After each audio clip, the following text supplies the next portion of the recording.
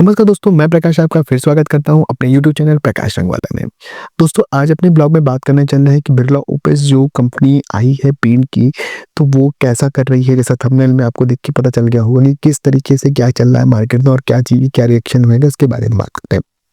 दोस्तों, ऐसा था कि बिरला ओपिस बहुत धूमधाम से मार्केट में आई और उन्होंने अपना मटेरियल को भी बेचा और बहुत पूरे इंडिया में वो एक बार ही आए पार्ट में और काफ़ी एम्बेसिस कंपनी है और कहीं बहुत जल्दी वो सेकंड नंबर पे बनना भी चाहते हैं। 10,000 करोड़ 11,000 करोड़ कंपनी ने इन्वेस्ट भी किए हैं अपने सारे सेटअप को नया बनाने में। पर अब क्या सिनेरियो है और इस समय क्या चल रहा है बिरला ओपिस का, उसके बारे में हम लोग बात करते हैं।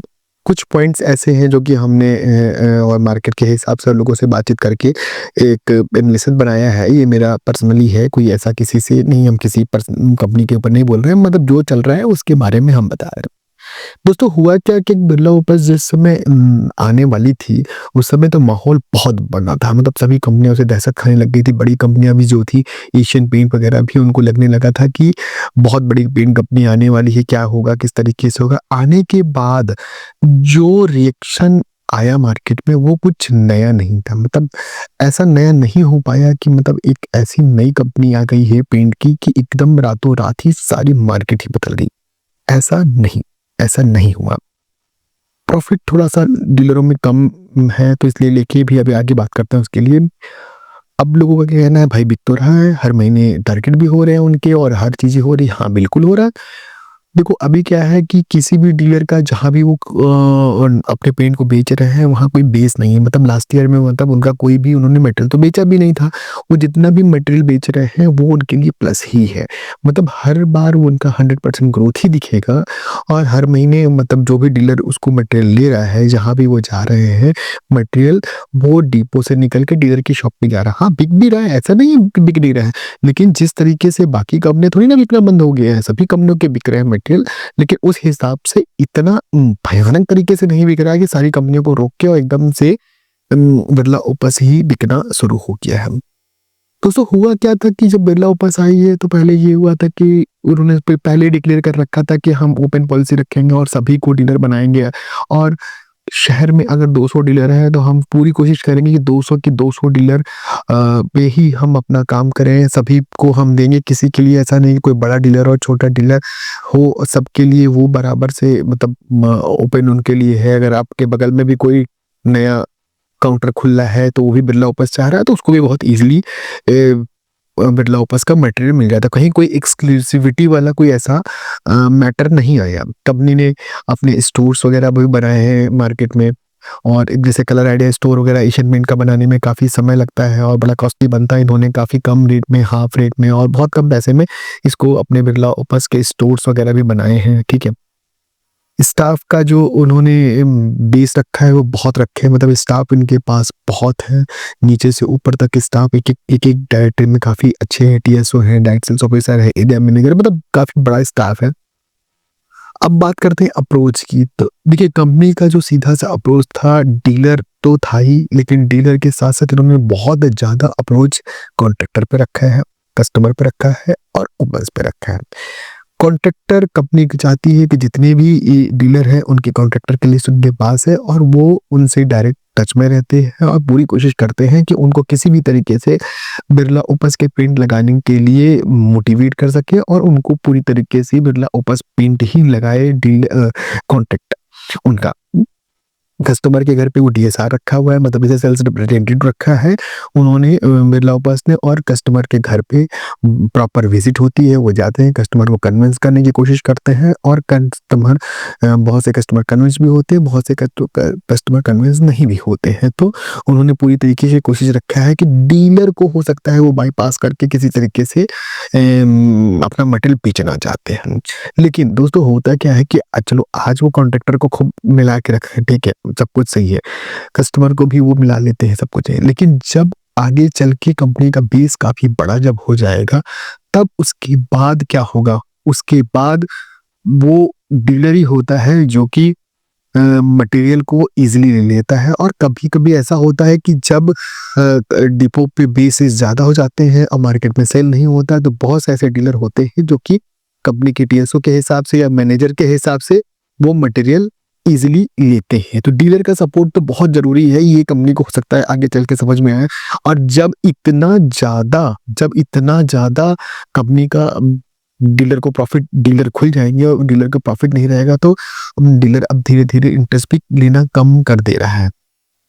कंपनी के जितने भी स्टाफ है, मतलब नीचे से लेके ऊपर तक जितने भी स्टाफ है, उनका पूरा जो भी फ़ोकस है ना, दोस्तों वो पूरी तरीके से फ़ोकस है नए डीलर खोलने पे।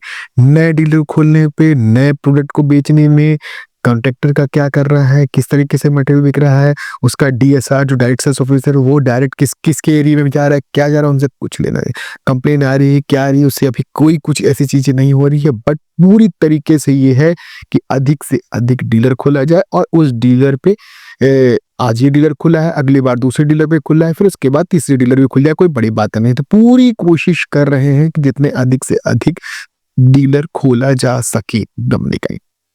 दोस्तों कुछ भी नया नहीं दिख रहा है। देखो होता क्या था कि कुछ भी नया नहीं दिख रहा है, उसका मतलब ये हुआ कि जैसे कंपनी आई तो ऐसा नहीं कि कुछ अलग से वो लेकर आई, वो वही सारे प्रोडक्ट को लेकर आई जो सभी कंपनियों के पास ऑलरेडी पहले से थे। अब जैसे जेएसडब्ल्यू की बात करें, जेएसडब्ल्यू अपने सारे पैकिंग को नए तरीके से लेके आई कि मार्केट में अलग तरीके से उसका प्रेजेंट बना रहे। इंडिको पेंट्स जो कि नए-नए प्रोडक्ट, नई-नई क्वालिटी लेकर आई, जिसको बड़ी-बड़ी कंपनियों ने उसको कॉपी किया और कॉपी करने के बाद नए तरीके से वो सभी लोग लेकर आए, ठीक है? तो ये दोनों जो कंपनियाँ हैं वो नए तरीके से आई। इन्होंने कुछ ऐसा नया नहीं किया, इन्होंने सारे प्रोडक्ट को उसी तरीके से उठाया जैसे एशियन के पास है, वैसे नेरोलैक के पास है, वैसे बर्जर के पास है। उन्होंने सारी रेंज बनाई और प्रोजेक्ट के भी उसी तरीके से उन्होंने मटेरियल बनाए और बना के मार्केट पे लाके दे दिया। नाम भी उसका थोड़ा-सा टफ रखा, स्टाइल, कैलिस्टा, वन, इस तरीके से सब कुछ रखा और धीरे-धीरे वो मार्केट पे लेकर आ गया। कुछ ऐसा नया चीज़ या यूनिक प्रोडक्ट ऐसा लेके अभी तक तो नहीं आए हैं, जिससे कि उसका माहौल बने कि हाँ, ये अलग प्रोडक्ट है।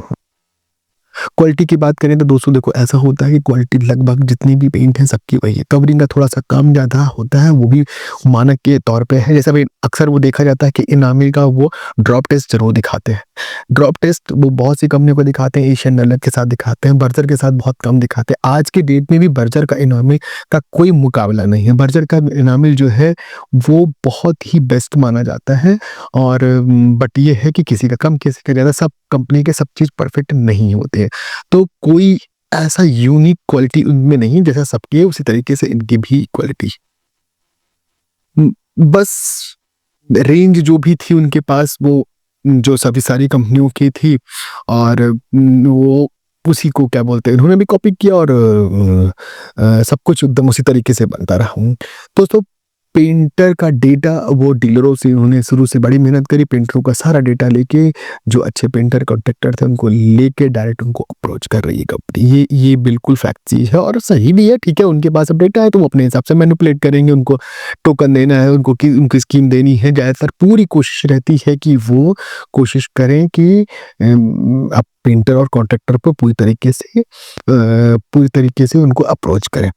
दोस्तों प्रोजेक्ट बहुत बड़ा डिवीज़न है इनका, प्रोजेक्ट पे पूरी तरीके से ये आ रखे हैं, इनको किसी भी हालत पे प्रोजेक्ट के रेट्स चाहिए रहते हैं और ये इस रेट पे प्रोजेक्ट पे मटेरियल देने को तैयार है जो बाकी कंपनियाँ कई जगह पे नहीं दे पाती है।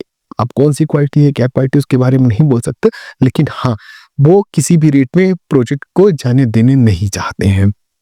बहुत अधिक डीएसआर उन्होंने रखे हुए हैं, मतलब उन्होंने जो एक एरिया में मान लीजिए कम से कम 15, 20, 25 इस तरह जैसा एरिया उस तरीके से डायरेक्ट सेल्स जो ऑफ-रोल लड़के होते हैं वो रखे हैं। हर स्टोर में जो कि उनके बड़े स्टोर हैं, छोटे स्टोर हैं जो उन्होंने कॉन्ट्रैक्ट रखा उनके यहाँ करके दे रखे हैं, जो केवल और केवल उनका मटेरियल दे के बेचें और टोकन को स्कैन कराएँ। उस तरीके से जब इतने प्रेशर में काम नहीं हो पाता। दोस्तों होता क्या है ना कि जब भी डीलर को बाईपास करके कोई कंपनी आगे बढ़ने की कोशिश करती है या एकदम अलग ही ट्रेंड में चलती है ना, तो वो कुछ दिन तक तो सही लगता है। जब कंपटीशन पे ही करना है, जब आपके एरिया में अगर बहुत से ऐसे शहर हैं जहाँ पे एक के साथ कई दुकानें होती हैं और सभी जगह बिरला ओपस के अगर मटेरियल ईज़िली मिल रहे हैं, तो रेट की कटिंग होने लगी और रेट की कटिंग होगी तो डीलर कितना कमाएगा? डीलर यहाँ पे अपना सारे खर्चे भी घटाता है, पैसे भी लगाता है, स्टॉक भी लगाएगा, फिर इसके बाद अपने शॉप को सजाएगा और उसके बाद उसको 100-200 रुपए बाल्टी नहीं मिल रहा, लेकिन कॉन्ट्रैक्टर को हो सकता है वो 400-500 बाल्टी मिल रही है। तो ये सब चीज़ को देखते हुए बहुत से डीलरों का मन भी उचट रहा है। बहुत सारे लोगों ने इस पे मटेरियल को क्या कहते हैं वापस भी करना शुरू किया या मशीन वगैरह वापस भी होनी शुरू हुई। तो अब इस सब चीज़ों को देखते हुए ये नहीं कह सकते कंपनी फ्लॉप हो गई है, ये नहीं कह सकते कि कंपनी मटेरियल नहीं बेच पा रही है, मटेरियल बेच रही है, ऐसा नहीं, मटेरियल बिक रहा है क्योंकि इतने स्टाफ है, इतनी बड़ी कंपनी है, रातों-रात कोई ऐसा नहीं खत्म हो जाएगी। लेकिन रातों-रात वो किसी बड़ी कंपनियों का एकदम पैरेलल आके खड़ी नहीं हो सकती, ये भी मानें। इनको भी स्टेप बाय स्टेप चलना है। एक बारगी एशियन नेरोलेक का बराबर नहीं कर सकते, एशियन नेरोलेक को बराबरी नहीं कर सकते। तो दोस्तों इसलिए मतलब एक ये एक एनालिसिस है और थोड़ा समय लगेगा। कंपनी को भी बहुत सी पॉलिसीज़ आने वाले समय में चेंज करने की ज़रूरत पड़ेगी और देखते हैं कैसा चलता है। बाकी कंपनियाँ भी ऐसा नहीं खाली बैठी हैं, वो भी अपना कमर कस के बैठी हैं।